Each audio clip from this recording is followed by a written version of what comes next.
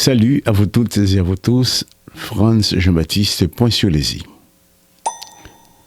Jeudi, nous parlons d'une question très importante. Alors ça, nous voulons le débattre parce que depuis quelque temps, la plupart de nos compatriotes, beaucoup d'entre eux, ils ont fait des interventions sur les réseaux sociaux en ce qui concerne Haïti. C'est vrai, nous tous concernés par cela, nous avons abordé des questions à différentes façons. Même toujours penser que c'est toujours un plus lié lorsque il y a de nouveaux qui arrivaient, qui apportaient des touches différentes au débat qui concerne non seulement notre société, l'évolution d'Haïti. Jeudi, nous voulons parler d'un sujet très important qui a bouleversé notre milieu en tant que peuple, mais et des choses qui sont capables d'échapper nous des fois. Et parfois nous parler d'actualité. C'est vrai, l'actualité, nous respectons ça parce que les journalistes, des fois, vous faites travail.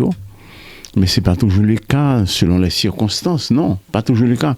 Mais alors ça, nous le disons par là, c'est que il y a des choses qui échappent nous, qui retenus, je dirais la société haïtienne, non, les étudiants en tout cas, et monde qui gagne prétention pour participer au développement de la nation, monde ça y est captif par un système qui est là, mais subtil. C'est ce qu'on appelle le soft power. Ça a existé. Il y a hard power, il y a soft power. Hard power, il est capable, fait par la force. Et Machiavel, c'est pas lui-même qui va le démentir non, sur ce point-là. Donc, soft power aussi. Donc, quelquefois, on langage très souple, très gentil, mais beaucoup plus efficace que lorsque vous employez le hard power contre vous-même. Lorsque, par exemple, sous la dictature, pas vrai? Le Duvalier a fait dictature, nous connaissons le cas tuer, le cas bâton, le cas tuer, mais ou identifier Duvalier. Mais lorsqu'on se soft power, c'est lui-même cap maintenant, c'est que c'est très subtil. Ou Powell, c'est un ennemi, il y a côté, on l'a empoisonné au Powell. L'abord, on sucre amer, on pas réaliser ça, ou à bien la donne. Et c'est ça crivé, en pile fois, dans notre cas, en tant que peuple et nation. Je dis à nous pourrions aborder un sujet qui peut paraître bizarre, je ne pourrais le dire là. C'est ce que tu as capable de la diplomatie des bourses d'études. La diplomatie des bourses d'études. La diplomatie des bourses d'études. Alors, on va insister là-dessus pour nous dire 3 fois. La diplomatie des bourses d'études. Eh bien, c'est ça, nous pourrons parler tout de suite.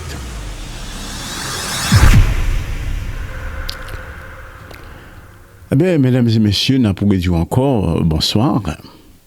Salut à tout le monde. Chaque année, des centaines de jeunes Haïtiens sont partis à l'étudier à l'étranger grâce à des bourses offertes par des pays dits des pays amis. D'accord? Comme les États-Unis, la France, le Canada, Cuba, Taïwan, République dominicaine, etc. Et Mexique, Maroc et tant d'autres à travers le monde parce que Haïtiens l'y éparpillés un peu partout, l'a cherché. Parce que la Kaili, barrio pas marché, l'a cherché partout. Donc, côté l'État doit faire étude de la Kaili, mais l'irrité dans un pays étranger, c'est là l'obligé à aller côté dans un pays pour, c'est l'État doit préparer des cadres supérieurs pour le développement de la nation, en créant des écoles spécialisées dans tel ou tel domaine. Mais ce n'est pas le cas en Haïti parce que nous trouvons dans une situation côté que nous obligés à l'ailleurs. Et ailleurs, il y a bon savoir, oui, mais savoir qui nous concerne exactement par rapport à Haïti, parce que par en Haïti, lorsque un professeur en Haïti qui est bien formé, qui a enseigné où, quel que soit le domaine, le baoul en haïtien. Et la baoul, comment pour protéger tout aussi par rapport à X ou à Y. Mais là, à l'étranger, la plupart du temps, où étudier, c'est vrai, mais c'est plus théorique. D'accord?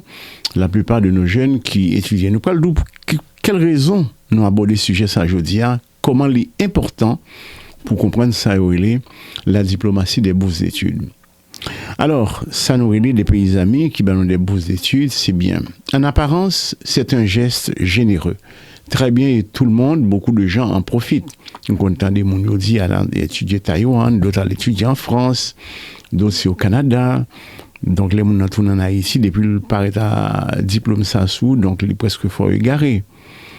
Mais, Mais gagnons bagaille pour nous dans tout cela, malgré son chance inespérée, le jeune bourse d'études, parce que jeune dans le compte levé, il part son petit soleil, il part de côté le aller, il joue une bourse d'études, donc les cours, quel que soit le domaine, le cours prendre, c'est comme lorsqu'on dans des écoles publiques ou bien dans des universités, et puis il y a des formations réservées à des nationaux, mais il n'y a pas de ça. Il n'y a pas de ça, c'est gado, on ne pas qu'à rentrer là-dedans. Parce qu'il y a des écoles spécialisées, le monde ne peut pas rentrer là-dedans comme ça. Aux États-Unis, il y a Ivy School, c'est vrai, plus ou moins des nationaux, mais ou des étrangers aussi. Mais ça coûte très très cher, il faut coûter très très bon aussi. D'accord?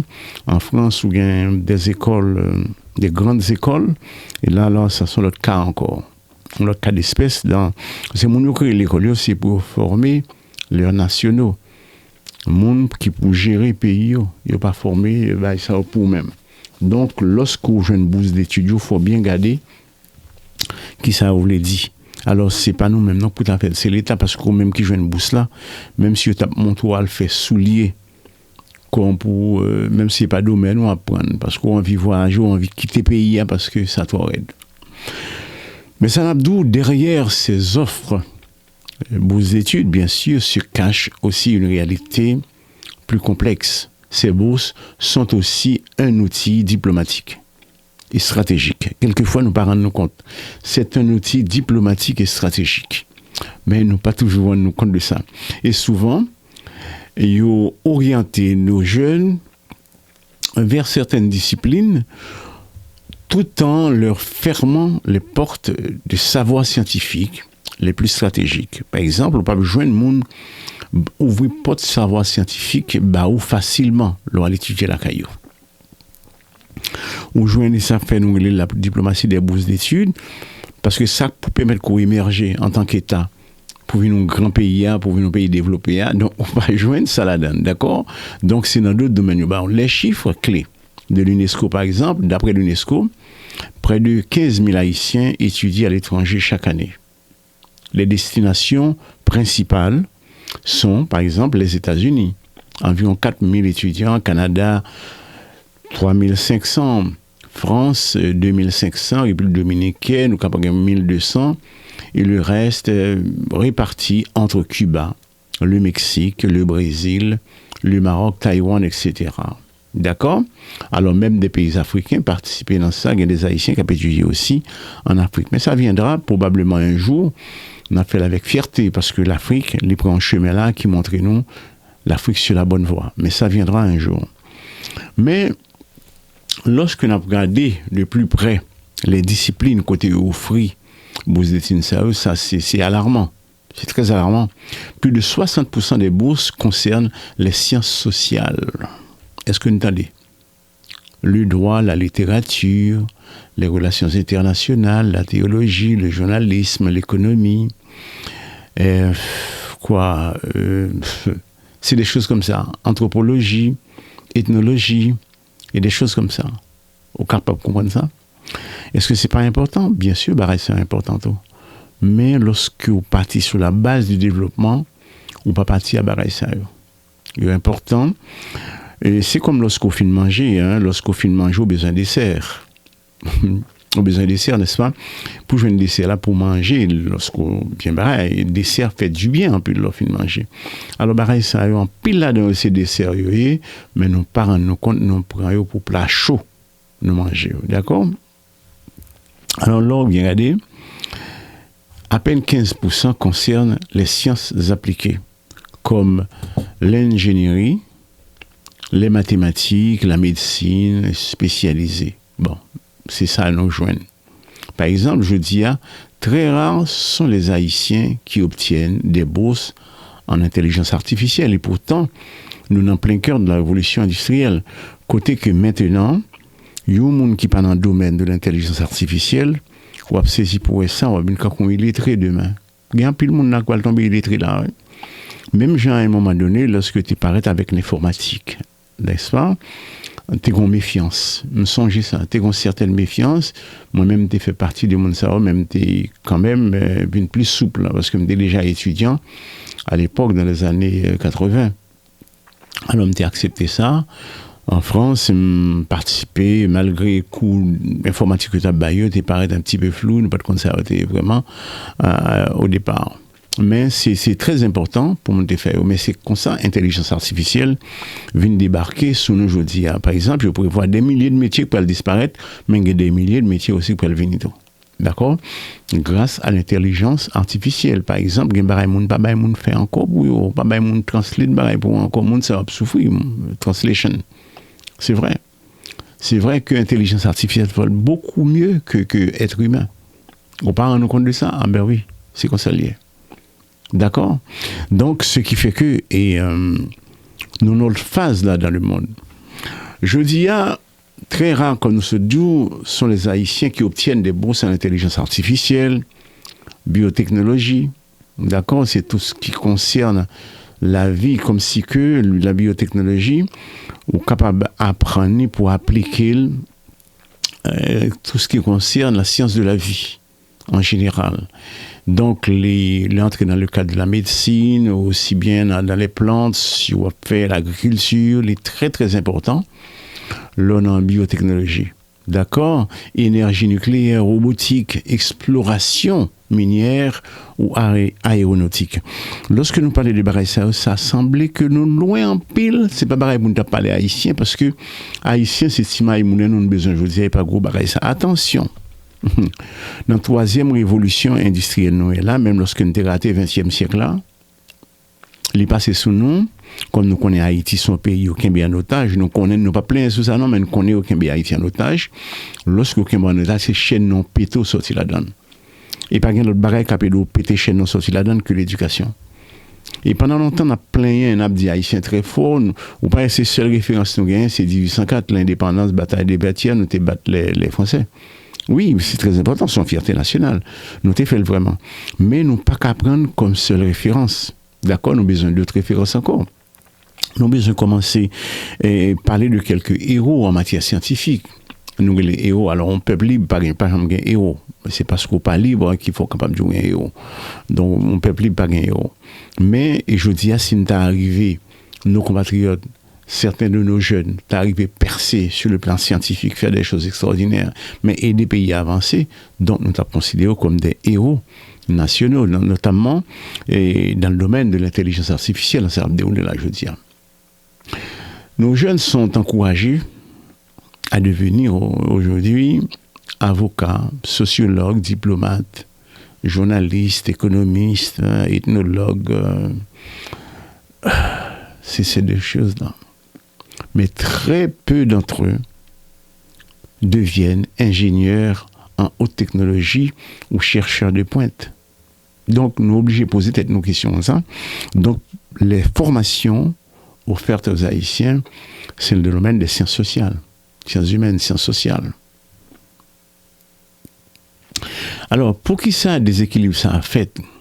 Parce que les bourses sont un instrument de soft power, c'est un des droits de beginning. Sont un instrument de soft power, mais non, par contre ça. Ou pas haïtiens, des villes font un diplôme à l'étranger, dans quel domaine? C'est dans le domaine des sciences sociales, ils vont en Haïti, ils ouvrent l'école sur le monde. Tandis que les là, il est très limité, d'accord? Ils connaissent beaucoup de théories, beaucoup de choses, ils ne parlent en pile, ils disent en pile, mais dans le domaine scientifique, il n'est pas là. D'accord? Ils ont un bon géographe, ils ont un bon historien, un bon philosophe, ça compte, ça, ils ont compté. D'accord? Ils ont compté. Mais dans des domaines, vraiment, c'est décevant parce qu'il y a trop, d'ailleurs, Haïti, il y a trop de juristes, il y a tellement de juristes. Son bagage est effarant parce que les là, le film fait baccalauréat. Deuxième partie, pour mettre ça le fait, l'entrée dans le droit. Donc, s'ils viennent en juriste après 4 ou 5 ans, je crois. Donc, ils cherchent en place l'entrée dans l'administration publique, mettons cravate dans le cou, l'adjoint de l'État, qui est plus gros employeur dans le pays. D'accord? Donc, on ne va pas chercher à créer des emplois. Alors, l'État doit créer un cadre qui pour favoriser la création d'emplois. C'est un rôle de l'État. Mais l'État pas là du tout parce que pas de monde qui a pensé à la tête de l'État haïtien. Alors, elle existait en tant que tel. C'était un gouvernement sérieux. Mais là, depuis, il a fait va-et-vient avec cette histoire-là d'aujourd'hui. Donc, nous parlons ça. Alors, former les élites de pays, c'est influencer ses choix politiques. Lorsque, par exemple, où est jeune, là, l'étudier à l'étranger à la formé ou, par exemple, au capable que les gens comme moi-même, par exemple, nous articulé un peu français dans le langage, nous, quelquefois, c'est parce que nous influencés par la culture française. D'autres jeunes qui viennent étudier aux États-Unis influencés par la culture américaine, ou au un petit côté très anglais, la caillou, les a parlé, d'autres. Si on est dans un pays espagnol, c'est pareil. C'est la même chose. Il y a des gens qui servent avec ça comme un matraque. Puis à fois, mais bon, du fait du passé colonial de la France, on dirait que nous ne pas parler français devant eux, nous pas exprimer nous du tout dans la langue française, nous pas de même écrit en français, bon, qui ont une forme de stupidité quand même, parce que son manque de compréhension des choses. Donc c'est barré qui méritait débat.